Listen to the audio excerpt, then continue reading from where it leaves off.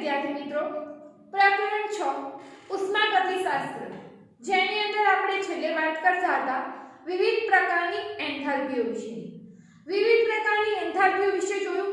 તેના પછી જોયું ઉષ્મા રાસાયણિક સમીકરણો. તેના વિશે આપણે અગાઉના લેક્ચરોમાં જોઈ ગયા. હવે તેના પછીની થિયરી છે લેક્ચર નંબર 10 ની અંદર આજે આપણે વાત કરીશું હેસનો ઉષ્મા સંકલનનો નિયમ. હેસનો ઉષ્મા સંકલનનો જે નિયમ આપણને આપેલો છે તે આપણને થિયરી રૂપે 3 માર્ક્સના પ્રશ્નની અંદર પૂછી શકાય એ પ્રકારનો અહીંયા પ્રશ્ન છે.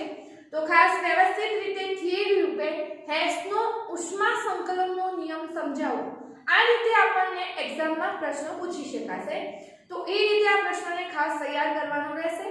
તો હવે જોઈએ હેસના ઉષ્મા સંકલનના નિયમની અંદર આપણે અગાઉ જોયું કે જે એન્થાલ્પી હતી, એન્થાલ્પી અવસ્થા વિધેય છે. હવે એન્થાલ્પી અવસ્થા વિધેય છે એટલે કે જે પ્રક્રિયાનો પથ હશે એની અંદર જે પ્રક્રિયકો અને નિપજોની પ્રારંભિક અને અંતિમ અવસ્થા હશે તેના ઉપર જ ફક્ત આધાર રાખશે. મતલબ કે જે એન્થાલ્પી અવસ્થા વિધેય હતું તે પથથી એટલે જેનો માર્ગ હશે પ્રક્રિયા થવાનો, આ પ્રક્રિયા થવાના માર્ગથી એન્થાલ્પી કેવી હતી? સ્વતંત્ર હતી. કારણ કે એન્થાલ્પી જે વિધેય હતું તે કેવું વિધેય હતું? અવસ્થા વિધેય આપણે લીધેલું માટે. હવે જોઈએ એની અંદર વાત કરીએ. પ્રક્રિયા જો શ્રેણીબદ્ધ તબક્કાઓમાં થતી હોય કે એક જ તબક્કામાં થતી હશે તેની સાથે સંકળાયેલો જે પ્રમાણિક પ્રક્રિયા એન્થાલ્પી ફેરફાર હશે તે હંમેશા કેવો રહેતો હશે? સરખો રહેતો હશે. એટલે જે પ્રક્રિયા એન્થાલ્પી ફેરફાર પ્રક્રિયા કોઈ પણ માર્ગે થતી હશે, એક જ તબક્કામાં કોઈ પ્રક્રિયા પૂર્ણ થઈ જતી હોય કો તો અલગ અલગ શ્રેણીબદ્ધ અલગ અલગ તબક્કાઓમાં થતી હશે. કારણ કે બધી પ્રક્રિયાઓ થવા માટે આપણે વાત કરતા હોય તો અલગ અલગ રીતો હોઈ શકશે. તો કોઈ પણ એક તબક્કામાં પ્રક્રિયા પૂર્ણ થઈ જતી હોય કો તો અલગ અલગ વિવિધ તબક્કાઓમાં પ્રક્રિયા થતી હશે. પરંતુ આ વખતે જે સંકળાયેલો એન્થાલ્પી ફેરફાર હશે, પ્રક્રિયા એન્થાલ્પી ફેરફાર હશે, કોઈ પણ રીતે પ્રક્રિયા થઈ હોય તો પણ એન્થાલ્પી ફેરફાર કેવો રહેતો? તો સરખો રહેતો. અને આ પાછળનું કારણ છે એન્થાલ્પી કેવું વિધેય હતું? જે આપણે કહીએ અવસ્થા વિધેય હતું એટલે. તો આ જે બાબત હતી આ બાબતને હેસના નિયમ તરીકે નિવેદિત કરેલી હતી. તો જોઈએ આપણે હેસનો નિયમ અને હેસનો નિયમ જે છે આ હેસના નિયમને ઉદાહરણથી પણ સમજીએ જેથી આપણને વધુ ખ્યાલ આવે આ જે આપણે માહિતી લીધી એની. તો હેસના નિયમનું જો કથન લખવું હોય તો હેસના નિયમના કથનમાં આવશે જો પ્રક્રિયા જુદા જુદા તબક્કામાં થતી હોય તો તેની પ્રમાણિત પ્રક્રિયા એન્થાલ્પી પ્રક્રિયાના મધ્યવર્તી તબક્કાની જેમાં એકંદર પ્રક્રિયા સમાન તાપમાને આપણે વિભાજિત કરી શકાતી હોય તેમાં તેમની એન્થાલ્પીનો સરવાળો પ્રમાણિત પ્રક્રિયા એન્થાલ્પી હશે. એટલે કે આપણે પ્રક્રિયાને જો જુદા જુદા તબક્કાઓમાં લીધેલી હોય પરંતુ જે પ્રક્રિયાની જે મધ્યવર્તી તબક્કો કહીએ સરખી રીતે વિભાજિત કરીએ સમાન તાપમાને અને દબાણે તો એ જે બધી એન્થાલ્પીનો સરવાળો હશે એ સરવાળો કરી જો બે તબક્કાનો અને જે પણ મળતી હશે એને શું હશે? પ્રમાણિત પ્રક્રિયાની એન્થાલ્પી હશે. આ વસ્તુ આપણને જે હેસનો નિયમ કહીએ હેસના ઉષ્મા સંકલનના નિયમ તરીકે ઓળખાય છે. એટલે કે જો પ્રક્રિયા જુદા જુદા તબક્કામાં થતી હોય એટલે કે પ્રક્રિયા એક કરતાં વધુ તબક્કામાં થતી હોય, જુદા જુદા તબક્કા હોય તો જુદા જુદા તબક્કામાં થતી હોય તો તેની પ્રમાણિત પ્રક્રિયા એન્થાલ્પી જેની પ્રમાણિત પ્રક્રિયા એન્થાલ્પી જે ડેલ્ટા HR આપણે કહેતા ડેલ્ટા HR સ્ટાન્ડર્ડ જે કહેતા પ્રક્રિયાનો જે મધ્યવર્તી તબક્કો હશે મતલબ કે સરખા ભાગે આપણે વિભાજિત કર્યું એમાં એકંદર પ્રક્રિયા સમાન તાપમાને આપણે વિભાજિત કરી હોય તો તેમની એન્થાલ્પીનો સરવાળો જો કરવા જઈએ તો આ સરવાળો પ્રક્રિયાની એન્થાલ્પી હશે. હવે આ વસ્તુ આપણે એક આખા ઉદાહરણથી સમજીએ કે કાર્બન મોનોક્સાઇડની જે બનાવટનું સમીકરણ હતું કાર્બન ગ્રેફાઇટ રૂપે આપણે લઈએ છીએ કાર્બનનું પ્રમાણિત સ્થિતિમાં સ્વરૂપ પ્લસ 1/2 O2 ગેસ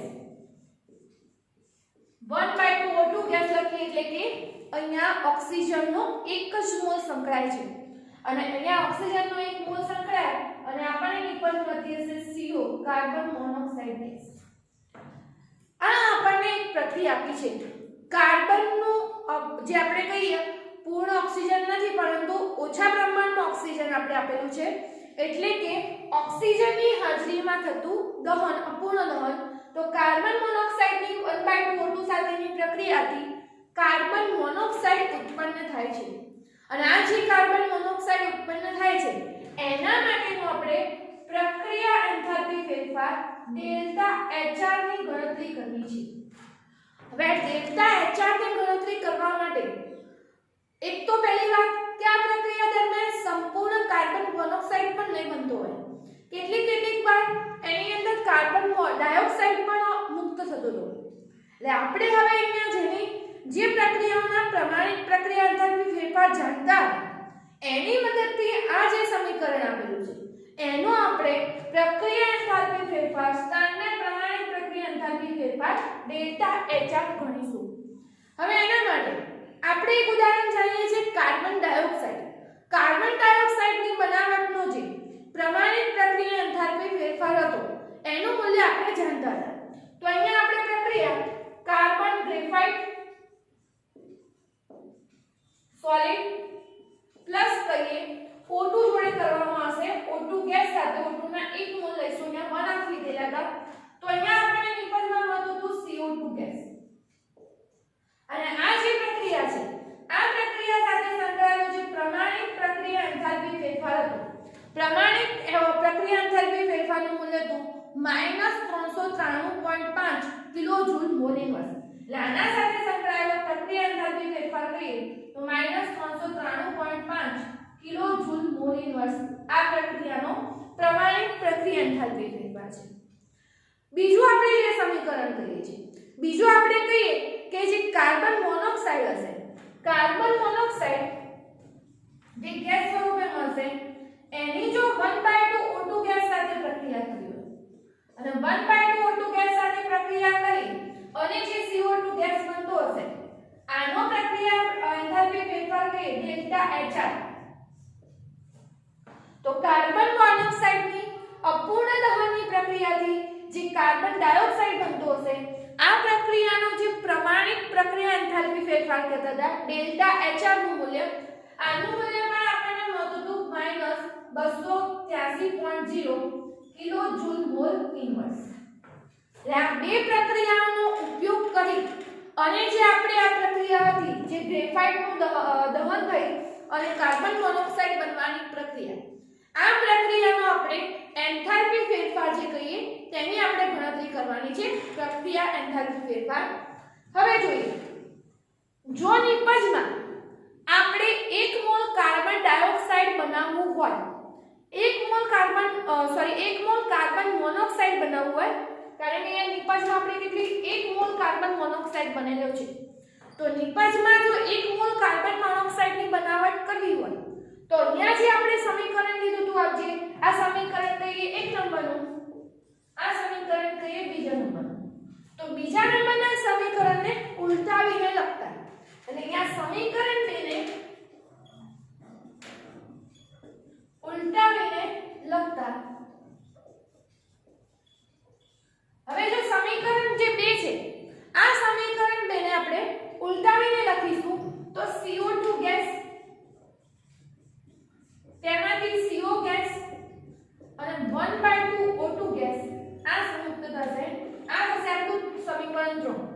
અને જ્યારે આપણે જોઈ ગયા પ્રતિવર્તી પ્રક્રિયાઓની અંદર પ્રતિગામી પ્રક્રિયા જે હશે એનો પ્રક્રિયા એન્થાલ્પી ફેરફારનું મૂલ્ય અગાઉની થિયરીમાં જોયું મૂલ્ય એટલું અને એટલું જ રહેતું હતું પરંતુ જેની સંજ્ઞા હશે જે ચિહ્ન હતું આ ચિહ્ન હતું અહીંયા શું થઈ જતું હતું ઉલટાઈ જતું હતું અને આ ચિહ્ન ઉલટાઈ જશે એટલે આના માટે જો ડેલ્ટા HR નું મૂલ્ય લખવું હોય તો ડેલ્ટા HR બરાબર +283 કિલોજૂલ મોલ ઇન્વર્સ આ રીતે આપણને મળશે. હવે તો આપણે તો ગણતરી કરવાની હતી આ આખા સમીકરણ માટેનો પ્રક્રિયા એન્થાલ્પી ફેરફાર. તો હવે આની અંદર આપણે શું કરીશું આની અંદર આપણે સમીકરણ 1 જે આપેલું છે અને સમીકરણ જે 3 આપેલું છે સમીકરણ 1 અને સમીકરણ બંનેનો સરવાળો કરવામાં આવતા આપણને જે મૂળ પ્રક્રિયા સમીકરણ હતું તે અહીંયા આપણને પ્રાપ્ત થતું. જોઈએ દાખલા તરીકે સમીકરણ 1 અને 2 એટલે અહીંયા સમીકરણ 1 અને 3 ને સંયોજિત કરતા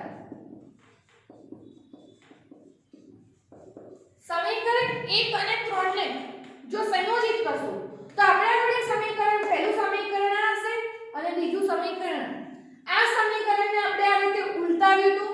ઉલટાવવા પાછળનું કારણ હતું કે આપણને નિપજમાં 1 મોલ કાર્બન મોનોક્સાઇડની જરૂર હતી અને 1 મોલ કાર્બન મોનોક્સાઇડની જરૂર હતી એટલે આપણે આ સમીકરણને શું કરીએ છીએ ઉલટાવીને આ રીતે અહીંયા લખીએ છીએ.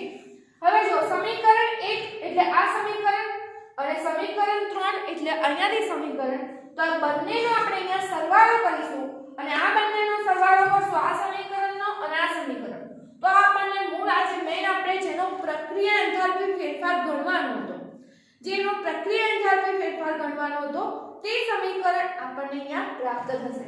તો જોઈએ આપણે કાર્બન ગ્રેફાઇટ સોલિડ રૂપે એટલે કાર્બનનું ગ્રેફાઇટ રૂપ હશે પ્લસ O2 ગેસ અને CO2 ગેસ આ સમીકરણ લખ્યું આપણે 1 અને ત્રીજું સમીકરણ એટલે આનું સમીકરણ થશે CO2 gas CO gas plus 1/2 O2.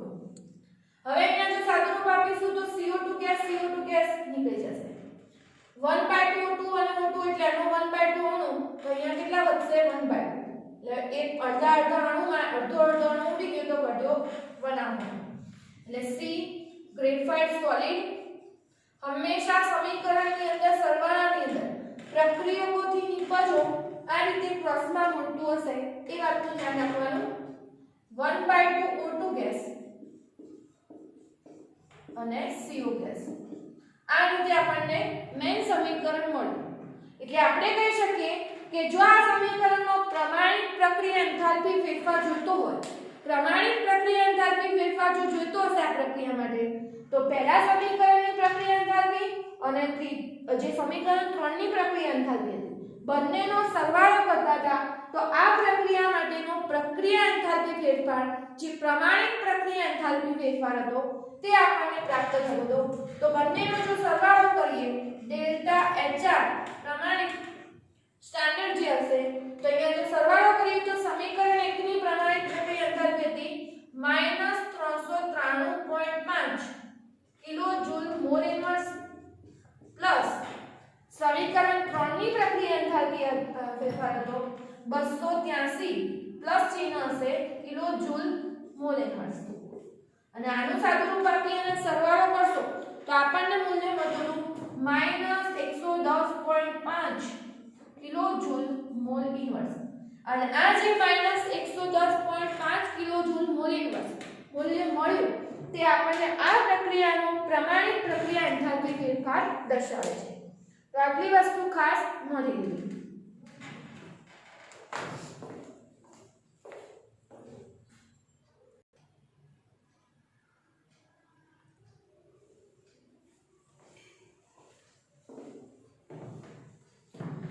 હવે આપણે એક પ્રક્રિયા લઈએ A થી B સુધીની પ્રક્રિયા એટલે કે પ્રક્રિયકો A લીધેલા છે અને પ્રક્રિયકો A નિપજ B માં રૂપાંતર પામે છે.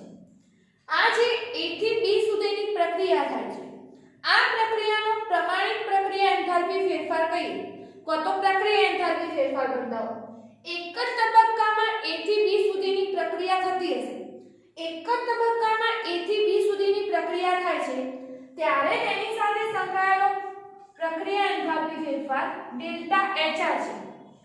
આ જ પ્રક્રિયા જો અલગ અલગ મધ્યવર્તી તબક્કાઓની મદદથી થતી હશે તો તેની સાથે સંકળાયેલો જે પ્રક્રિયા એન્થાલ્પી ફેરફાર હશે તે અલગ અલગ તબક્કાઓના પ્રક્રિયા એન્થાલ્પી ફેરફારના સરવાળા જેટલો થતો હશે. અર્થાત કે આપણે લઈએ પ્રક્રિયકો A લીધેલા હોય પ્રક્રિયકો A જો સીધે સીધા નિપજ B માં રૂપાંતર પામી જાય છે